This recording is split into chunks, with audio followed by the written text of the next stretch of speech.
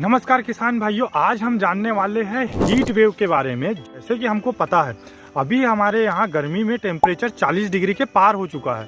तो क्या इस भीषण गर्मी में हम अपनी फसलों को बचा सकते हैं, और अगर बचा सकते हैं तो कैसे बचा सकते हैं, इसी के बारे में हम आज अखिलेश भाई से जानने वाले हैं। क्योंकि हमको अच्छे से पता है कि हमारी जो फसलें हैं वो मैक्सिमम 32 डिग्री तक सर्वाइव कर पाती है। उसके बाद में अगर टेम्परेचर बढ़ता है तो फसलें धीरे धीरे मरना चालू हो जाता है। तो हम इनको कैसे बचाएं, इसके बारे में आज बात करने वाले। तो अखिलेश भाई, आज आप हमको बताओ कि इस भीषण गर्मी में जहां पर 40 डिग्री का टेम्परेचर भी पार हो चुका है, हम अपनी फसलें को कैसे बचा करके एक अच्छा उत्पादन ले सकते हैं। जैसा कि हम जानते हैं हमारे देश में 15 अप्रैल से लेके 10 जून तक बहुत अत्यधिक गर्मी का प्रभाव रहता है। इसी बीच हमारे किसान भाई करेला है, टमाटर है, टिंडा है, कद्दू, अनेक प्रकार की जो गर्मी की सब्जी भाजी है वो लगाते हैं। तो इस समय ज़्यादा गर्मी पड़ने के कारण क्या होता है ना, हमारी फसलों का जैसे मुरझा जाना, उसमें प्रकाश संश्लेषण की क्रिया सही से न होना और ऑक्सीजन की कमी हमारी मिट्टी में होना, इसके अलावा भी अनेक प्रकार के लक्षण दिखाई देते हैं, जैसे कि फल फूल का सही से सेट ना होना। यदि हम इन सभी चीज़ का बचाव नहीं करते हैं तो हमारे किसान भाई को काफ़ी नुकसान उठाना पड़ता है। तो इसलिए बहुत सारी सावधानियां हैं जिसे अपनाकर हमारे किसान भाई हीट वेव से हमारी फसलों को बचा सकते हैं। तो अखिलेश भाई, हम कैसे जान सकते हैं कि हमारी जो फसल है वो हीट वेव की चपेट में आ गई है, और उससे हमें कैसे बचा जाना चाहिए? हीट वेव के जो लक्षण हैं वो इस तरह से हमारे किसान भाई जान सकते हैं। जब वह खेत में जाते हैं हाँ। तो उनको देखना है कि पत्ती में धब्बे धब्बे पड़ रहे हैं, या फिर उनकी आधी पत्ती सूख गई है, हाँ। या फिर बहुत सारी पत्ती सूखी हुई नजर आएगी। जब सूखी हुई पत्ती नजर आती तो क्या होता है ना, जब हम कोई भी दवा का उसमें छिड़काव करते हैं, हाँ। जैसे कि कोई भी पोषक तत्व वाली या कीटनाशक, जो हमारे जंतुनाशक या कीटों को मारने के लिए दवा का छिड़काव करते हैं, तो उसका प्रभाव ज़्यादा नहीं हो पाता। तो इसके लिए क्या करना होता है ना, हमारे किसान भाई को जो जड़ों के माध्यम से जो दवा है वो देनी पड़ेगी, तभी हम जो हीट वेव का प्रभाव है उसको हम खत्म कर सकते हैं। लेकिन अभी जो है, मैं अपने खेत में गया था, वहाँ पर मैंने देखा कि जो पत्तियां है उनमें पर्याप्त हरापन है और पत्तियां थोड़ी सी मुड़ गई है। हाँ। तो क्या इस स्थिति में भी वो जो हम छिड़काव करेंगे वो काम करेगा या नहीं करेगा? इस स्थिति में जो छिड़काव हम करेंगे ना वो काम करेगा, क्योंकि उसमें कुछ हरापन है, तो वो प्रकाश संश्लेषण की क्रिया भी काफ़ी हद तक कर पाएगी।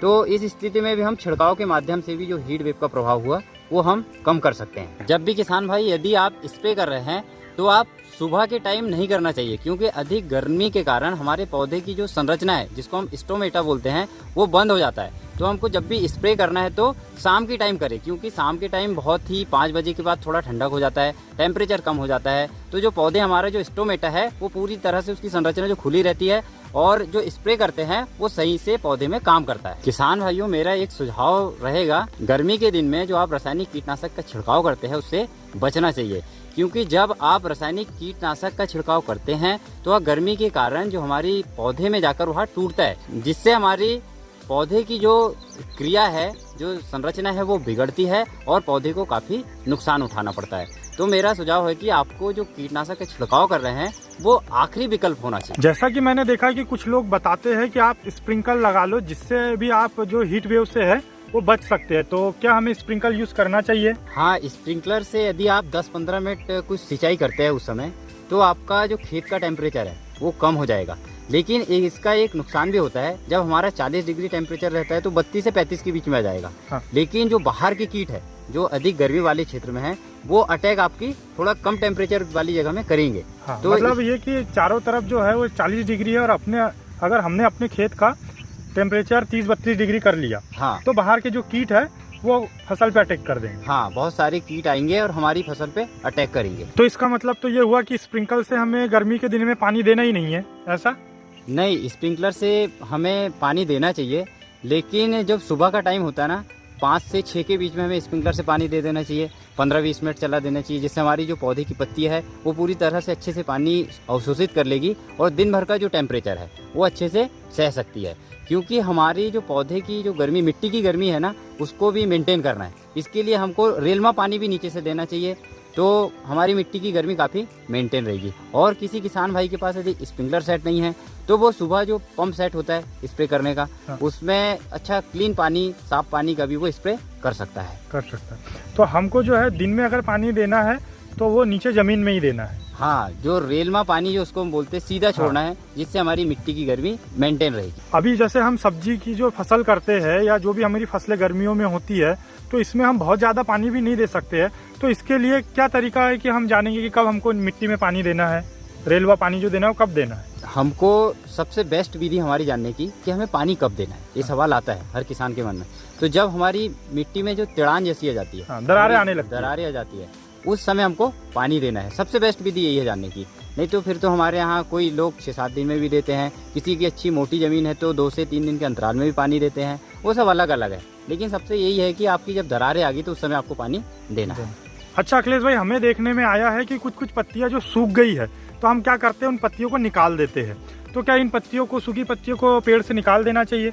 नहीं, उस समय जो भी हमारी पत्ती हीट वेव के कारण सूख गई है, उसको बिल्कुल हमें ना तो निकालना चाहिए ना तो उसको तोड़ना चाहिए। अच्छा। क्योंकि उसी के नीचे और भी पत्तियां होती है, हाँ। जो वो छाया प्रदान करती है, जिससे हमारे पौधा की जो क्रियाएं हैं वो अच्छे से चलती रहती हाँ, है। मतलब जो बची हुई पत्तियां है उनको अगर वो छांव प्रदान कर दे, हाँ। तो वो अपनी प्रकाश संश्लेषण की जो भी क्रिया उसको करना है, हाँ। वो आसानी से कर वो सकते अच्छे हैं। से करती है, इसलिए हमको रिमूव नहीं करना चाहिए जो भी सूखी पत्ती है। अखिलेश भाई, अक्सर हमको देखने को आया है इस हीट वेव में हमको खाद देना पड़ रहा है, तो क्या हम खाद दे सकते हैं? वैसे तो इस समय जो हमारी रासायनिक खाद है, हाँ। उससे बचना चाहिए। लेकिन हमारे पौधे को कुछ विशेष जरूरत है पोषक तत्वों की, तो हमारे जो NPK आता है 12-32-16 का आप उपयोग कर सकते हैं। इससे जो हीट वेव के समय है ज़्यादा नुकसान हमारी फसलों को नहीं होगा। नहीं तो मतलब क्या डायरेक्ट डाल दे या फिर कुछ पानी मिला करके? नहीं, जैसे हम NPK जो घुलनशील अवस्था में आती है, उसको ड्रिप के माध्यम से हम छोड़ सकते हैं पानी के साथ में। और अगर ड्रिप नहीं है तो फिर? ड्रिप नहीं है तो फिर हम इसका छिड़काव भी कर सकते हैं। अच्छा। जो हमारी घुलनशील जो हमारी खाद आती है उसका। हाँ, खाद वही है NPK 12-32-16। इसके अलावा किसान भाइयों, आप जो भी गर्मी की फसल करते हैं उसमें आप मल्चिंग विधि से यदि खेती करते हैं तो आप काफ़ी हद तक हीट वेव से बच सकते हैं। क्योंकि जब हम मल्चिंग में पौधे लगाते हैं तो उसमें जो पानी जाता है उसकी संवहन प्रवाहन की जो क्रिया है वो बहुत कम होती है, जिससे हमारा पौधे का जो टेम्परेचर है वो मेंटेन रहता है। इसके अलावा और क्या विधि है जिससे हम अपनी हीट वेव से बच सकते हैं? कुछ लोग तो ये भी सुझाव देते हैं कि हमारी फसलों में सेट नेट का जो छायादार होती है, हाँ। जैसे कई सेट नेट लगा देते हैं, लेकिन वो जो चीज़ है वो खाली आप जो बागवानी कर रहे हैं घर में छोटी जगह में, उसमें ही खाली आप व्यवस्था कर सकते हैं। हाँ, उसमें खर्चा बहुत ज्यादा हो जाएगा। उसमें खर्चा भी बहुत ज़्यादा, जैसे 1-2 एकड़ में आदमी हाँ। सब्जी भाजी कर रहा है तो सेट नेट शायद संभव नहीं है। फिर उसके लिए वही पॉली हाउस वाला सिस्टम है वो लगाना पड़ेगा। लेकिन इसके लिए और एक विधि है जो बहुत सारे किसान करते हैं। जब आपने सब्जी लगाई है तो अभी किसान भाई क्या करते हैं, मेड़ के चारों तरफ लगाते हैं, जैसे मक्का है, सनई है, ढेंचा है या नेपेरियर घास। लेकिन उतने में भी पर्याप्त हीट वेव मेंटेन नहीं होती। हाँ, वो बीच वाले पौधे को छाया नहीं मिलेगी। हाँ, तो इसके लिए क्या करना चाहिए किसान भाइयों से, 6 से 8 फीट की दूरी में ऐसी एक लाइन में मक्का है या सनई है या ढेंचा है या नेपेरियर जैसी चीज़ों को भी उसको बो देना चाहिए। तो हमारा काफ़ी जो गर्मी का टेम्परेचर है वो मेंटेन रहेगा। और इसके अलावा हम क्या कर सकते हैं इस हीट वेव से बचने के लिए? हीट वेव से बचने का और भी साधन है। जैसे यदि कोई किसान भाई ने बिना मल्चिंग की कोई सब्जी भाजी की है, वहाँ पर खरपतवार उगता है। खरपतवार को करना क्या है, हमको उखाड़कर मेड़ पे नहीं डालना, उसको उखाड़कर वहीं पर पलटना है। तो इससे क्या होगा, जो हमारे कीट पतंग भी लगते हैं वो भी छाया ढूंढते हैं, तो वो जाके सीधे खरपतवार के नीचे बैठते हैं। जब हम पानी देते हैं तो वहाँ एक नमी जैसी हो जाती है, तो वो वहाँ पर जाके कीट पतंग जो भी होती है वो वहाँ पर शिफ्ट हो जाते हैं। अच्छा। और यदि ज़्यादा प्रभाव आपकी, इससे फिर टेम्परेचर भी मेंटेन हो जाएगा ना, अगर हमने वहाँ पर मल्चिंग जैसा बिछा दिया है पूरा कचरा। हाँ, तो कचरा जब हमारा खरपतवार बिछा है तो एक तो हमारा जमीन का टेम्परेचर भी मेंटेन होगा और एक हमें अलग से फायदा होता है। और जब यदि हमारी फसल में कीट पतंग बहुत ज़्यादा लग गए तो हमें क्या करना है, नीम का तेल आता है। अच्छा। उसका स्प्रे हम शाम को कर सकते हैं। तो वहाँ पर क्या होता है, जब हम नीम का तेल का स्प्रे करते हैं तो वहाँ जो कीटाणु होते हैं, हमारे जो कीट पतंग होते हैं, वो अंडाणु वहाँ पर नहीं देते, तो उनकी संख्या जो हमारी है कीट पतंग की वो ज़्यादा नहीं बढ़ती है। तो एक अच्छा ये भी उपाय है। लेकिन ध्यान रहना चाहिए हमारे किसान भाई को, जो नीम तेल का स्प्रे करते हैं वो खाली एक दिन प्रभावशाली रहता है।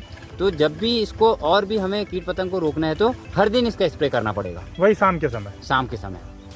इसके अलावा किसान भाई, जब आप सब्जी लगाएंगे ना तो आपको बीज का एक शोधन करना है। उसके लिए एक हमारा जो दवाई आती है उसको जो माइकोराइजा बोलते हैं, उससे बीज शोधन करके जब आप लगाएंगे ना, वो जमीन में एक परत जैसी बना लेता है, जिससे पौधे को जब गर्मी का जो प्रभाव होता है उसको सहने में बहुत ज़्यादा मदद मिलती है। अच्छा, इसके अलावा ऐसी और कुछ चीज़ें हैं क्या जो रासायनिक चीज़ें जो हम डाल के हीट वेव से बच सकते हैं? हाँ, इसके अलावा यदि कोई भी किसान भाई हीट वेव से बचना चाहते हैं तो अभी तो हमने जाने बहुत सारी जैविक तरीके, बहुत सारी विधियाँ किस प्रकार से हम पौधे को बचा सकते हैं गर्मी से। इसके अलावा अगर कोई किसान भाई जैसे कि अमीनो एसिड और ह्यूमिक एसिड का भी आप छिड़काव करके हमारे पौधे को हीट वेव से बचा सकते हैं। ठीक है किसान भैया, तो आज हमने जाना है कि इन गर्मियों में हम हीट वेव से कैसे बच सकते हैं। आपको अगर ये वीडियो पसंद आया है तो आप इसको लाइक ज़रूर करिए, और अगर आपको किसी टॉपिक पे वीडियो चाहिए तो हमें कमेंट में ज़रूर बताएं। यदि किसान मित्रों यह वीडियो आपको बहुत ही अच्छा लगा है, आपको जानकारी हेल्पफुल लगी है, तो आप अपने अन्य कृषक मित्रों को जरूर शेयर करिए, और अगर आप चैनल में नए हो तो चैनल को सब्सक्राइब जरूर कर लें और घंटी की बटन को दबा दें। इसी प्रकार के बहुत ही अच्छे इन्फॉर्मेटिव कृषि संबंधित वीडियो पाने के लिए आपका वीडियो देखने के लिए बहुत बहुत